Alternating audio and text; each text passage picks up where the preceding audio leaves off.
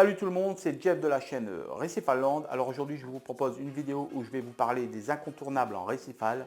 Alors je ne vais pas vous parler de l'écumeur, des pompes de brassage, des pompes de remontée, parce que voilà, tout le monde sait que c'est le b.a-ba dans le récifal, il faut ça pour commencer. Mais après, vous pouvez peaufiner votre équipement. Alors je vais vous parler du thermomètre. Vous allez me dire oui, le thermomètre, forcément c'est obligatoire. Mais moi, ce que je conseille, au lieu d'acheter un thermomètre, c'est tout de suite de passer au Twin Controller d'Aquamedic, parce que voilà, vous avez le boîtier qui va vous indiquer la température de votre eau via la sonde. Donc ce que je conseille, c'est la sonde, par exemple dans un reefer 250, c'est de la mettre dans la colonne de descente. C'est esthétique, c'est propre, ça se voit pas, c'est super efficace. Sur cette sonde, sur ce contrôleur Aquamedic, vous allez brancher soit un groupe froid, soit une rampe de ventilo plus votre chauffage. Donc la rampe de ventilo, moi je la conseille à la place du groupe froid. Pourquoi? Parce qu'il faut savoir qu'un groupe froid, même performant, vous allez baisser de 1 à 2 degrés. Et des ventilos d'entrée de gamme, par exemple, moi je tourne avec la rampe 6 éléments d'Aquamedic, j'ai payé ça 45 €, ça va très très bien. Après vous avez d'autres gammes, JBL et compagnie, et là ça va commencer à chiffrer. Mais je veux dire, si vous prenez une rampe de 6 éléments, vous allez largement baisser de 1 voire 2 degrés.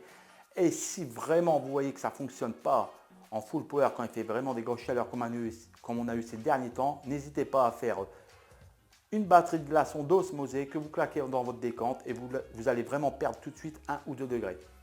Donc voilà, c'était une petite astuce supplémentaire.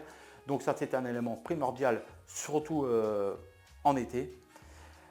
Après, je vais vous parler aussi du densimètre. Alors moi, personnellement, je travaille qu'avec le densimètre. Il y a des adeptes du réfractomètre.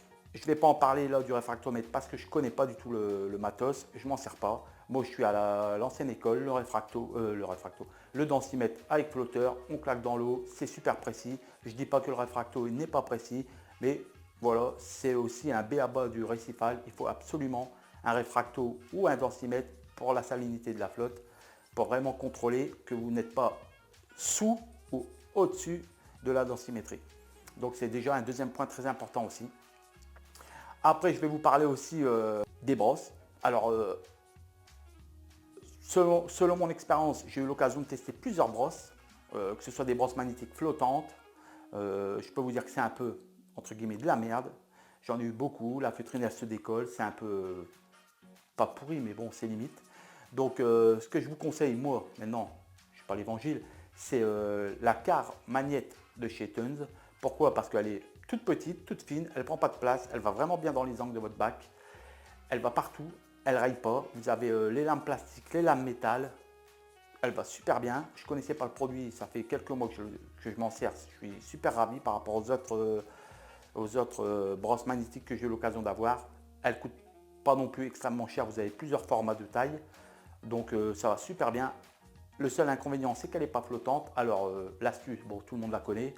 Vous pouvez mettre un petit fil de pêche accroché au support qui est dans l'eau. Comme ça, au pire, si ça tombe, avec le fil de pêche, vous ne devez pas mettre votre main dans l'eau. Vous remontez la partie immergée et voilà, c'est tout. C'est simple et c'est efficace et elle va super bien, quoi. Donc voilà, c'était une vidéo très courte. C'était pour vous proposer les incontournables du récifal. Je dis bien incontournables en accessoires. La liste est très longue, mais j'ai vraiment procédé au plus important. Sur ce, je vous souhaite une bonne fin de week-end. Portez-vous bien. N'hésitez pas à liker, à partager, à commenter la vidéo.